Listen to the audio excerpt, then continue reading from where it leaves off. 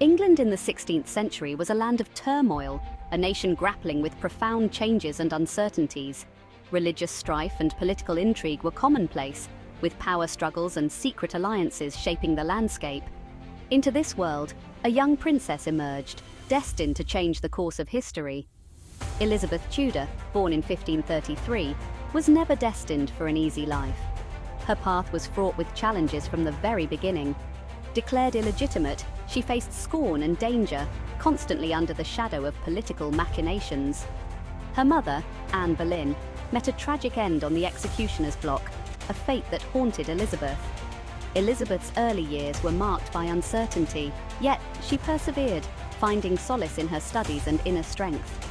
In 1558, fate took a dramatic turn, altering the course of her life forever. Queen Mary I, Elizabeth's half-sister, died, leaving the throne vacant. The throne now belonged to Elizabeth, a moment that marked the beginning of a new era. She ascended to power, a young queen in a turbulent realm, ready to face the challenges ahead. Her coronation was a moment of national celebration. Hope replaced despair, as the people looked to her for guidance. Elizabeth, the unwanted daughter, was now England's queen, a symbol of resilience and determination. Her reign promised a new era, one of stability and prosperity. Elizabeth's first act as queen was to address the religious divide, a crucial step towards unity. England was torn between Catholicism and Protestantism, a rift that threatened the nation's peace. Elizabeth, a Protestant, sought a middle ground, aiming to heal the divisions and bring her people together. Elizabeth's reign was marked by a unique decision. She would never marry. In an era when marriage was a political tool, Elizabeth's choice was radical. She became known as the Virgin Queen. This decision, while perplexing to some, was a calculated strategy. Marriage, Elizabeth knew, could weaken her grip on power. A foreign husband could mean foreign influence. Elizabeth would not be a pawn in a larger game. She would rule in her own right.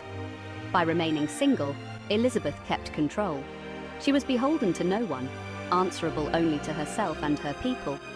Her unmarried status became a symbol of her strength and independence. However, Elizabeth was not averse to using the prospect of marriage to her advantage.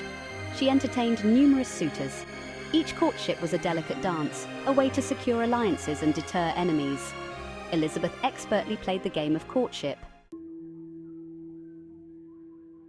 Religion was a powder keg in Elizabethan England.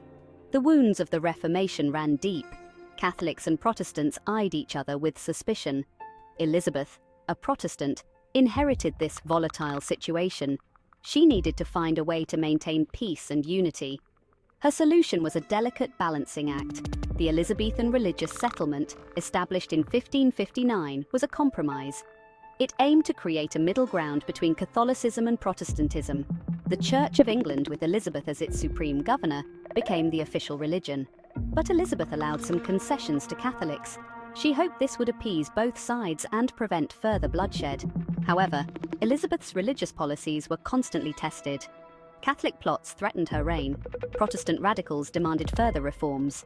Elizabeth responded with a mix of tolerance and firmness. The Spanish Armada, a mighty fleet sent by King Philip II of Spain, cast a long shadow over Elizabeth's reign. This formidable force was seen as an unstoppable juggernaut, a symbol of Spain's dominance on the seas. Spain, a Catholic superpower, saw Elizabeth as a heretic and a threat.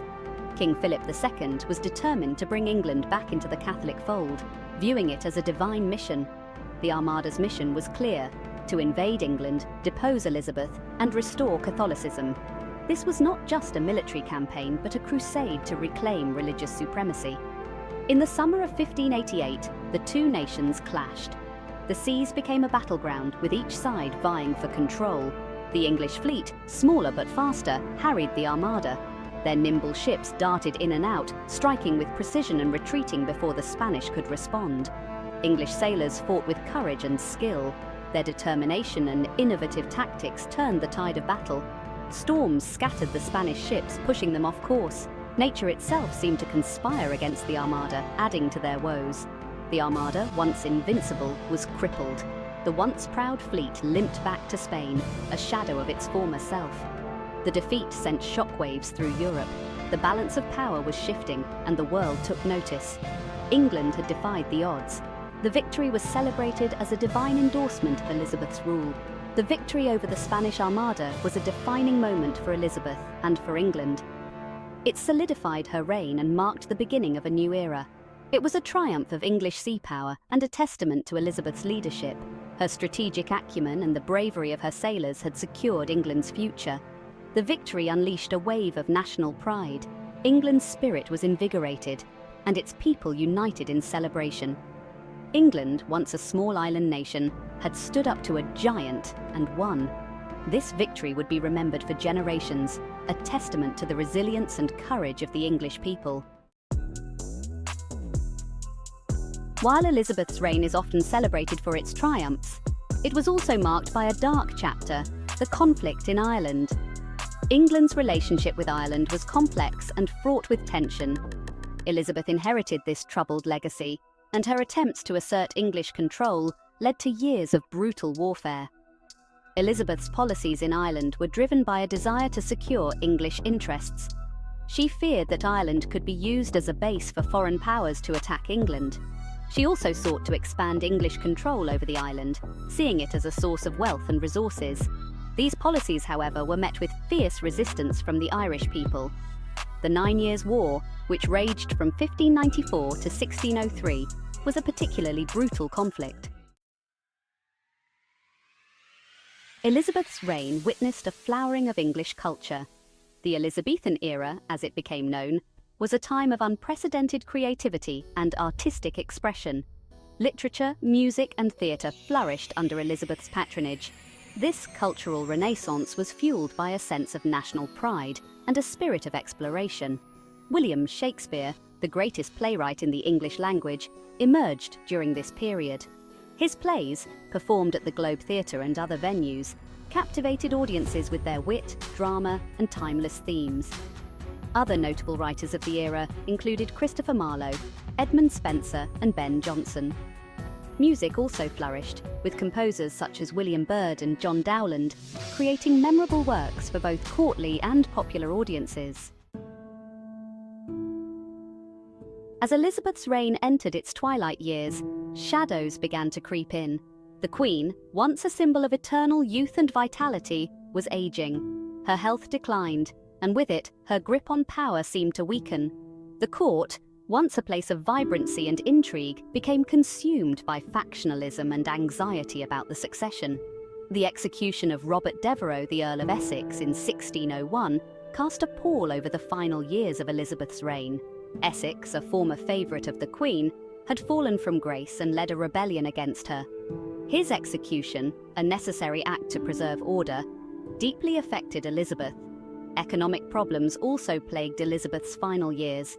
Inflation soared and poverty increased. The wars in Ireland and the costs of maintaining a strong navy drained the royal treasury.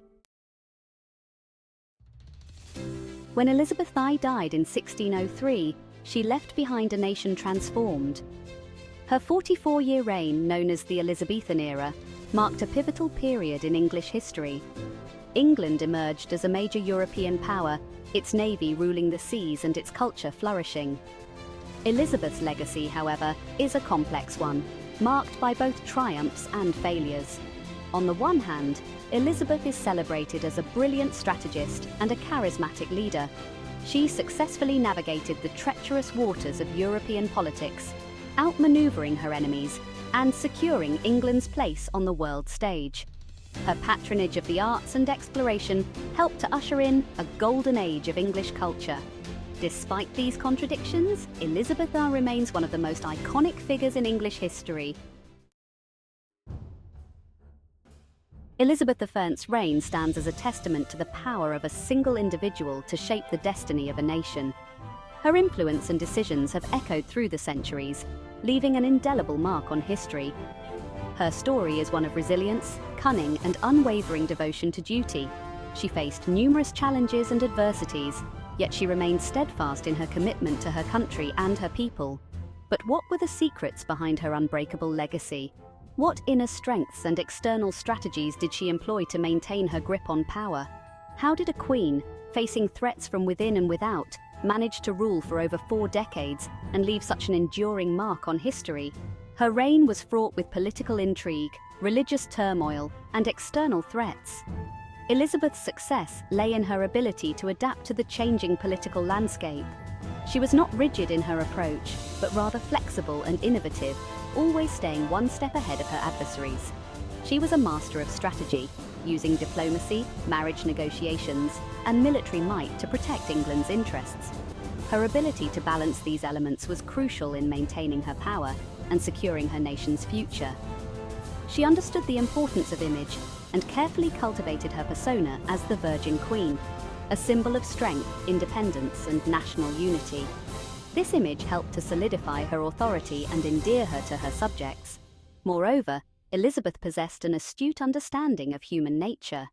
She knew how to read people, anticipate their moves, and use this knowledge to her advantage. She surrounded herself with capable advisors and deftly played the courtly game, rewarding loyalty and ruthlessly punishing betrayal. Her court was a place of both opportunity and danger, where only the shrewdest survived. Elizabeth's legacy is not without its flaws, but her achievements cannot be denied. Her reign brought stability, prosperity, and a sense of national identity that has endured through the ages. If you enjoyed this video, please like, subscribe, and hit the notification button. We'd love to hear your thoughts, so leave a comment below and join the conversation.